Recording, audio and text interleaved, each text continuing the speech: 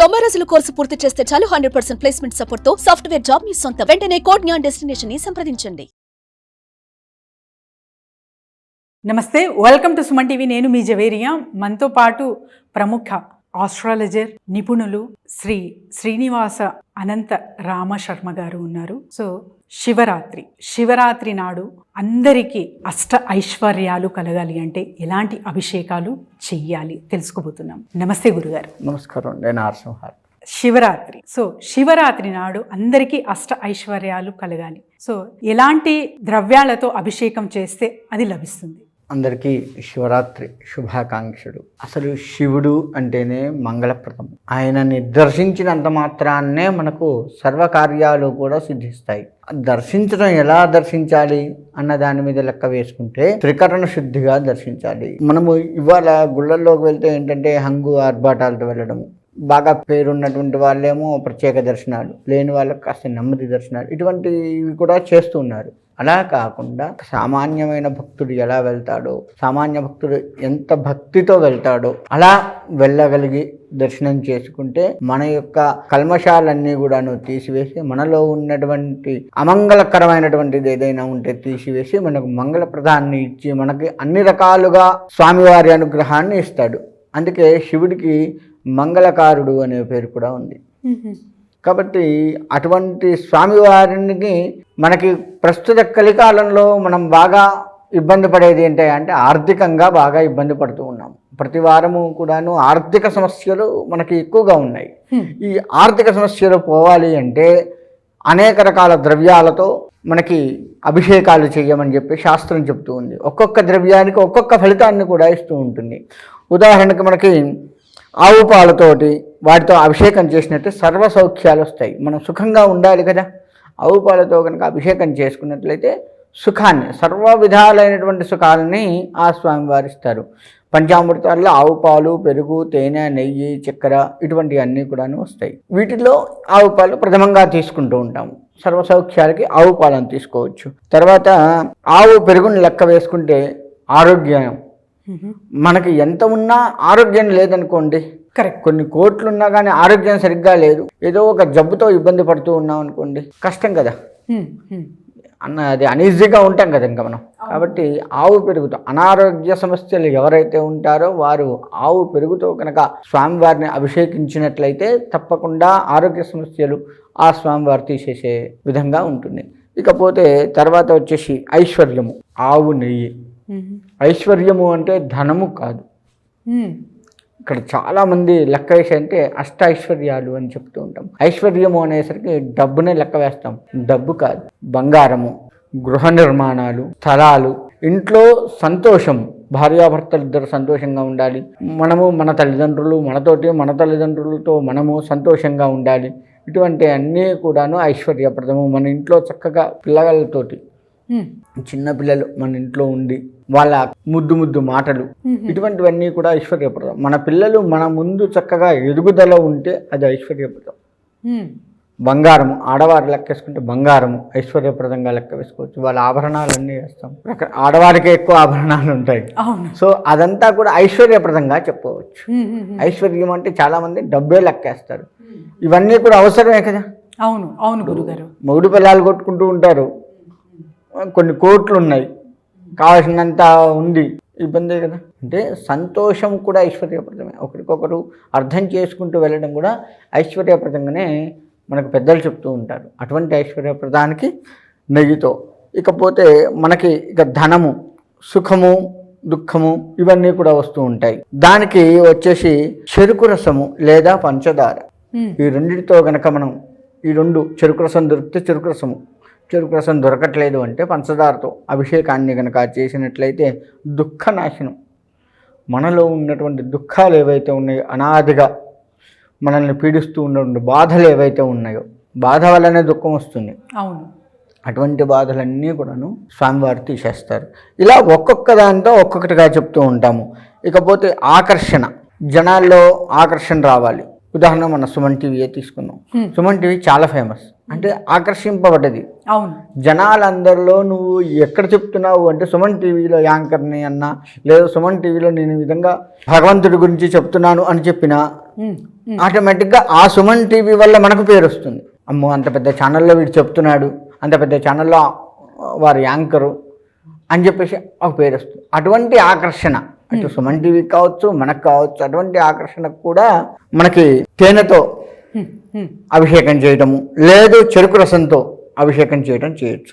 ఇంకా తేనెతో కూడా తేజోవృద్ధి, తేనెతో అభిషేకం చేయడం వల్ల ఇంకోటి ఏం కలిసి వస్తుందంటే తేజోవృద్ధి, అంటే ముఖంలో తేజస్సు వస్తుంది. బా చూడండి ఎంత బాగున్నారు వాళ్ళు, మంచి కలమొహం అని ఓ మాట చెప్తూ ఉంటాం. అటువంటి తేజస్సు కూడా వచ్చేస్తుంది తేనెతో.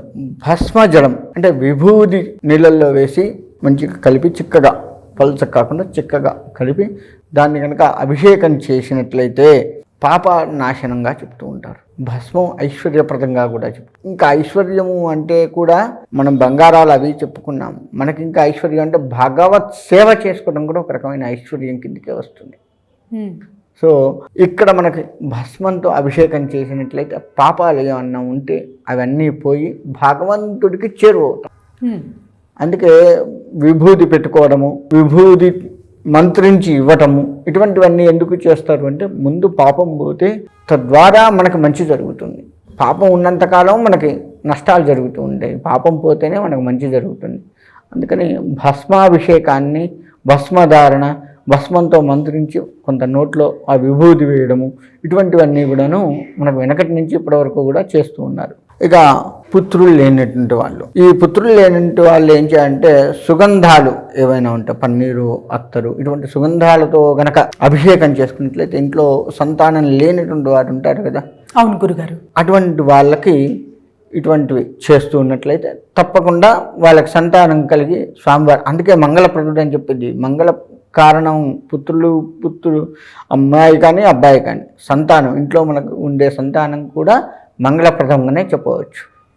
అందుకే శివుడు అవన్నీ ఇస్తాడు. ఇవి కనుక చేస్తే మనకి ఏ లోటు ఉందో దానికి సంబంధించిన ద్రవ్యాలు మనం చెప్తూ ఉన్నాము, దాన్ని కనుక మనం చూసుకొని కనుక చేసుకున్నట్లయితే తప్పకుండా పరమేశ్వరుడు చక్కటి మార్గాన్ని చూపించేది ఉంది. ఇకపోతే భూలాభం, భూమి తగాదాలున్నా, లేదు భూమి కొనాలి అన్న కోరిక ఉన్నా, ముఖ్యంగా ఈ కాలంలో రియల్ ఎస్టేట్ అవును గురుగారు బాగా ఫేమస్. అవును. పుష్పాలు నీళ్ళల్లో వేసి ఆ పుష్పాలు ఉన్నటువంటి నీళ్ళని అభిషేకం చేయాలి. పుష్పాలు నీళ్ళల్లో వేయాలి అంటే చాలా మంది పుష్పాలు ఏం చేస్తారంటే విడదీస్తారు, రెక్కలు విడదీస్తారు. అలా విడతీయకూడదు. సో ప్రత్యేకంగా పుష్పాలు ఇవే వాడాలి అనే అట్లేం లేదు. ముఖ్యంగా ఏంటంటే సువాసన వచ్చేటువంటి పుష్పం, బంతి పూలు కాకుండా సువాసన రావాలి. మల్లెపూలు, గులాబీ పూలు, గులాబీ పూలల్లో కూడా సెంటు గులాబీ అట్లా వస్తాయి, అంటే అది కావాలని సృష్టించినటువంటి పూలు, అది కాదు. మనకు నాటు గులాబీ అని ఉంటుంది, అవి కూడా ఒక రకమైన వాసన వెదజల్లుతూ ఉంటుంది. అటువంటివి మందారము, మందారానికి దేవతా పుష్పం అని కూడా పేరు. అటువంటి మందార పువ్వు పుప్పొడి ఉండేట్లుగా చూసుకొని, అంటే మందార పువ్వు ఇలా ఉంటే పైన కొంచెం పుప్పొడి వచ్చేస్తుంది కదా, అలా ఉండేట్లుగా చూసుకొని దాన్ని నీళ్ళల్లో వేసి, ఏది కూడాను రెక్కలు విడతీయవద్దు. జీవం ఉండదు, రెక్కలు విడదీస్తే జీవం పోతుంది, ఆ పువ్వులో ఉన్న జీవం పోతుంది. అలా జీవం పోయిన తర్వాత నువ్వు ఎంత చేసినా వృధానే. దేవుడికి పూజ చేసేటప్పుడు కూడా చాలామంది పుష్పాలని రెక్కలు విడదీసి వేస్తూ ఉంటారు, అది కూడా తప్పే. పువ్వుని పువ్వులాగా వేయాలి, కొంచెం కాడ కొద్దిగా తీయవచ్చు తప్ప పువ్వుని పువ్వులాగా వేయాలి. ఇలా పుష్పాలతో అభిషేకం చేసుకుంటే బాగుంటుంది. తర్వాత వచ్చేసి భోగభాగ్యాలు, అనేక రకాల సుఖాలు కావాలి మనకి. జలం, బిల్వాలు అంటే బిల్వపత్రి, త్రిగుణం త్రిగుణాకారం త్రియాయుధం త్రిజన్మ పాప సంహారం ఏక బిల్వం శివార్పణం అని చెప్పేసి చెప్తూ ఉంటాం. ఒక్క బిల్వం స్వామివారి మీద పెడితే 3 జన్మల పాపాలు కూడా పోతూ ఉంటాయి అని శాస్త్రం చెప్తూ ఉంది. అటువంటి బిల్వాలతో అభిషేకాన్ని కనుక చేసినట్లయితే తప్పకుండా మనకి మంచి జరిగే అవకాశం ఉంటుంది. ఇలా అనేక రకాలుగా భోగభాగ్యాలకి, ఇంకా భోగభాగ్యాలు అంటే ధనం కూడా ఇంక్లూడ్ చేసుకోవచ్చు. అలా భోగభాగ్యాలకి బిల్వదళాన్ని, అపమృత్యు దోషము అంటే మరణ భయాలు ఎక్కువగా ఉంటాయి, జాతకరీత్యా మరణ భయాలు ఎక్కువగా ఉంటాయి. అటువంటి అపమృత్యు దోషానికి నువ్వుల నూనెతో అభిషేకం చేయాలి. నువ్వుల నూనెతో అభిషేకం చేస్తే పోతుంది.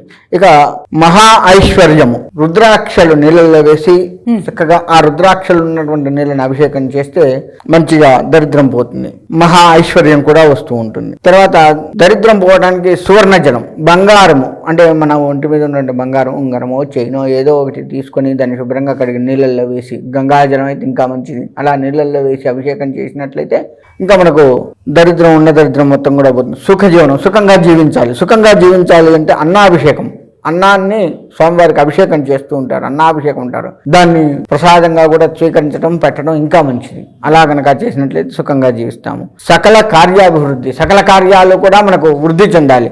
అలాంటి వృద్ధి చెందాలంటే ద్రాక్షారసం, భగవంతుడు మనకి ఏది కావాలో అది ఆ పండగ ముందు మనకు సృష్టించి ఇస్తాడు. మిగతా ద్రాక్ష పండ్లు ఎప్పుడు రావు, ఈ కాలంలోనే ఎక్కువగా వస్తుంటాయి, గమనించుకోండి. అవును అవును, ఈ కాలంలోనే ఎక్కువగా మండుతాయి. ఏంటి అంటే మనకు కావాల్సింది స్వామివారికి తెలుసు కాబట్టి దాంతో నువ్వు అభిషేకం చెయ్యి, త్రికరణ శుద్ధిగా చేస్తూ ఉండు, తప్పకుండా నీకు కావాల్సిందే నేను ఇస్తాను అంటానికి ఆయన ముందుగా సృష్టిస్తారు. కాకపోతే మనం త్రికరణ శుద్ధిగా చెయ్యం, తెస్తాము, పోస్తాము, చేస్తాం, కానీ స్వామివారి మీద మనస్సు పెట్టాం. ఈ మనస్సు అనే పువ్వుని స్వామివారి పాదాల దగ్గర పెడుతూ చేస్తుంటే ఇంకా బాగుంటుంది. ఇలా అనేక రకాలు ద్రవ్యాలతో మనం అభిషేకం చేయవచ్చు. ఈ కొన్ని మాత్రమే చెప్పడం జరిగింది. చాలా మంది బాధపడుతుంది. అవును, సో వాటికి కూడా ఏమైనా ఉందా? రుణబాధలు అంటే కస్తూరి జలం, కస్తూరి జలంతో కనుక అభిషేకం చేసినట్టయితే చక్రవర్తిగా మనం జీవించగలుగుతాం. తద్వారా అంటే పేరు, ప్రతిష్ట, ధనం అన్నీ వస్తాయి. చక్రవర్తికి లోటు ఏముంది, వాటికి అప్పు చేయాల్సిందే, అప్పు ఇచ్చే స్థాయిలో ఉంటాడు. కాబట్టి కస్తూరి జలంతో కనుక అభిషేకం చేసినట్టు చక్రవర్తి పదవి వస్తుంది. తద్వారా మనకి ఇంకా మంచిగా జరుగుతుంది. అంటే ఇక్కడ ముఖ్యంగా శివుడికి బిల్వ వృక్షం ఉంటుంది కదా, ఆ బిల్వ వృక్షం చుట్టూ ప్రదక్షిణ నమస్కారాలు చేసి ఆ స్వామి ఆ బిల్వ వృక్షం కింద కూర్చుని ఒక 2 నిమిషాలు శివధ్యానం చేసుకున్నా, లేదు అమ్మవారి ధ్యానం చేసుకున్నా కానీ ఇటువంటి ధనం ఎవరికైతే లోటు ఉంటుందో, ఆర్థికంగా నిలదొక్కుకోలేకపోతున్న వారు ఎవరైతే ఉన్నారో వారు తప్పకుండా అమ్మవారి అనుగ్రహాన్ని, శివుడి అనుగ్రహాన్ని పొందుతారు. బిల్వ చెట్టుకి అంత మహిమ ఉంటుంది. అందుకే బిల్వ చెట్టుకి కాయ కాస్తుంది ఒకటి, శ్రీఫలం అంటారు దాన్ని. ఓకే గురుగారు. అందులో విభూతి వేసుకొని పెట్టుకున్నా సరే, ప్రతిరోజు కూడా విభూతి వేసుకొని పెట్టుకున్నా మనకి ఐశ్వర్యప్రదం. అంటే ముఖ్యంగా మీరు అనుకున్నటువంటి రుణబాధలు ఏవైతే ఉన్నాయో అవన్నీ పోయి మన దగ్గర డబ్బు నిలవట్లేదు, కోట్లు సంపాదించాం రూపాయి కూడా నిలవట్లేదు అనుకున్నటువంటి వారు, తక్కువ సంపాదన ఉంది, ఇంకొద్దిగా బాగుంటే బాగుండు, ఇంకొంచెం సుఖంగా జీవిస్తాం అనుకునేటువంటి వాళ్ళు ఆ విధంగా దాన్ని ఆరాధించినట్లయితే తప్పకుండా మంచి జరిగే అవకాశం ఉంది. ఈ విధంగా శివుణ్ణి ఎవరైతే అభిషేకించి ముఖ్యంగా త్రికరణ శుద్ధిగా మనస వాచ కర్మణ కనుక నమ్ముతూ స్వామివారికి అభిషేకాలు శివరాత్రి నాడు చేస్తారో ఖచ్చితంగా వారికి మంచి రిజల్ట్ ఉండి తీరుతుంది అంటారు, ఎటువంటి సందేహం లేదు. అందుకే జన్మకొక శివరాత్రి అని చెప్తూ ఉంటారు. ఈ యొక్క జన్మలో శివరాత్రి రోజు ఒక శివరాత్రి జాగరణ చేయటం కానీ, స్వామివారి నామధ్యానం చేసుకోవటం కానీ, అభిషేకం చేసుకోవటం కానీ, జపం చేసుకోవటం కానీ, మూలమంత్రాలతో కొంతమంది అనుష్ఠానం తీసుకొని ఉంటారు. అటువంటి వారు ఏ దేవతా మంత్రాన్నైనా శివరాత్రి రోజు కనుక జపం చేసుకున్నట్లయితే శివ సాన్నిధ్యాన్ని పొందుతారు. శివుడి యొక్క అనుగ్రహం తప్పకుండా కలుగుతుంది. విష్ణునామాన్ని జపం చేసినా సరే చివరికి విష్ణునామాన్ని ఆ రోజు శివునామాన్ని కాదు, శివాయ విష్ణురూపాయ శివరూపాయ విష్ణువే అని చెప్పేసి కూడా ఒక మాట ఉందంటే శివకేశవులకు భేదము లేదు అని చెప్పేసి చెప్తూ ఉంటారు. కాబట్టి ఏ నామాన్ని చేసినా ఆయనకే చెందుతుంది. కాబట్టి జపానుష్ఠానాలు చేసేటువంటి వారు కావచ్చు, ఎవరైనా కానీ ఈ విధంగా కనుక చేసుకున్నట్లయితే తప్పకుండా స్వామివారి అనుగ్రహం కలుగుతుంది. అందులో ఎటువంటి సందేహం లేదు. అందరూ కూడా ఆ విధంగా చేసుకొని స్వామివారి అనుగ్రహాన్ని పొందాలని కోరుకుంటున్నాను. గురుగారు, చాలా మంది పూజలు హోమాలు చేయించుకోవాలి శివరాత్రి నాడు అని చూస్తూ ఉంటారు. వాళ్ళంతా మిమ్మల్ని సంప్రదించాలంటే ఎలా? ఈ శివరాత్రి నాడు అభిషేకాలు, హోమాలు, వ్రతాలు ఇవన్నీ కూడా చేసుకోవడం వల్ల శివ సాన్నిధ్యాన్ని పొందటము, శివుడి యొక్క అనుగ్రహాన్ని పొంది మనకు అన్ని రకాలుగా వృద్ధి చెందుతూ ఉంటాము. కాబట్టి అటువంటి వారు ఎవరైనా ఉంటే మనకి ఇక్కడ కింద నెంబర్ ఒక స్క్రోల్ అవుతూ ఉంటుంది. దాన్ని కనుక సంప్రదించినట్లయితే తప్పకుండా మీకు అందుబాటులో ఉండి మీకు కావలసినటువంటి అభిషేకము, వ్రతము, హోమము ఏదైనా సరే చేయించి మీకు చక్కగా మిమ్మల్ని వృద్ధిలో ఉంచే బాధ్యతగా తీసుకుంటాను. ధన్యవాదాలు. సుమన్ టీవీలో మీ పర్సనల్ అండ్ బిజినెస్ ప్రమోషన్స్ కోసం కింది నెంబర్కి కాంటాక్ట్ చేయండి.